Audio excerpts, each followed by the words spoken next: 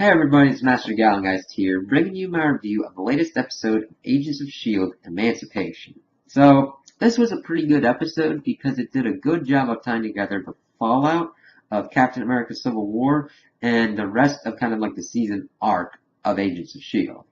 And we really saw this in the beginning where Coulson's dealing with the double whammy of Peggy Carter's death and Cap being labeled as a fugitive. And you could really see he was kind of down on that. And the other big thing that came from Captain America that is affecting this episode is the Sokovia Accords. And it's now been kind of modified to include registering any enhanced individuals, which is what happens when General Talbot comes in and is asking Coulson to register any Inhumans he has working with his team. And you can kind of see both sides of the argument, but Coulson's like, listen, if we have these people on a list, that list can fall into the wrong hands, and then the damage can be done that these people's families can be targeted, they can be targeted, they could be bribed, corrupted into doing bad things if it fell into the wrong hands. And he makes a good case, because sometimes they gotta act like that, since they're a black ops unit, pretty much. And we really got to see the effectiveness of that throughout the episode and showing Talbot what they've been doing, because they showed Lincoln and he's like, alright, I'm stuck in here, whatever's going on. And we had a nice little sub thing of, we think that he's trying to escape to get to Daisy. And it was really effectively done because Daisy's able to hack in and do all these things to try and get him out, but we've learned later on that's not exactly the case. And as Talbot's going through kind of touring the facility, he's seeing kind of all the stuff that they've got, see and Lash and everything. He's like, Jesus. And how he reacted to him was both in line with Talbot and showing how much he really doesn't gel well with people. He's a very blunt character who says what he wants to say, kind of damn the consequences. And as that's going on, Daisy's having her blood taken out so that way they can try and create more Inhumans.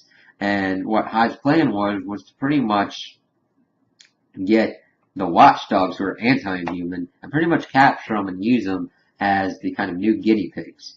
And what they've done, instead of just doing the regular stuff, is to take the blood, combine it with the Terrigen crystals, and combine it with Hive's parasites to see what happens. And it made them into pretty much extensions of him. I wouldn't be surprised if they tried to cure him, they had died, because I think that the Hive parasites have become part of them now. It's not just like putting into an Inhuman's head and taking control of them. They are Hive, and they are strong, and it looks like they kind of pretty much based themselves into like the super strength category, but we haven't seen if any of them can do any other kind of things yet. So that was kind of freaky seeing that.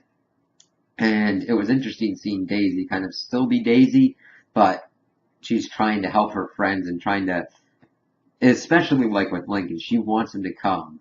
And you can tell that Hive's just like, I need his power and everything. And it's like, no. And it was kind of cool in the end because Lincoln did his pseudo jailbreak and they instead put Lash on the Quinjet. And I was like, this is some good stuff. I'm like, but this isn't the season finale.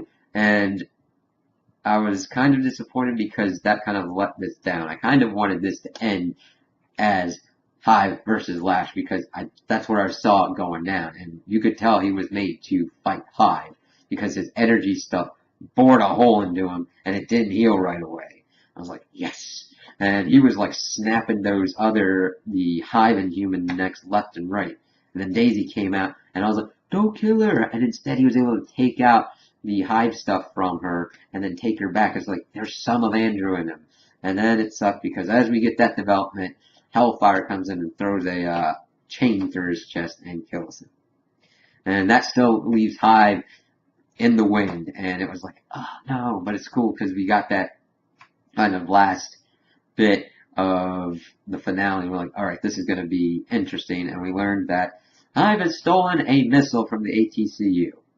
And I'm like, that's a pretty big thing that you need to tell someone because, granted, S.H.I.E.L.D. had some problems with this. They didn't misplace a missile. Okay, Talbot? That's a motherfucking missile. I mean, granted, Daisy's got the power of that, but that's like saying, I have misplaced my car keys. Kind of, but a person can't, like, see that as big as a house and, like, use it to spread spores everywhere to infect the whole world and turn them into hive humans. Just saying, need better communication.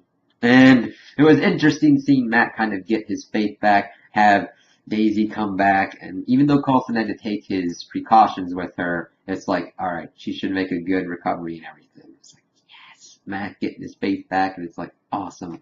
And it's like, who's gonna die? Him or Yo-Yo? Because that cross is important. We'll have to see what's going on with that. Who's gonna die?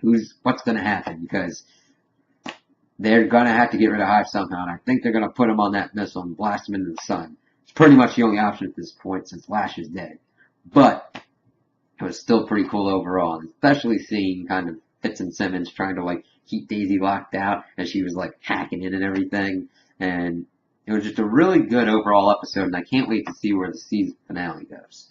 So those are my opinions on the episode. Tell me what you guys think in the comments below. If you liked it, if you didn't like it, if you agree with me, if you disagree with me. Also, like and subscribe, and I hope you have a good day.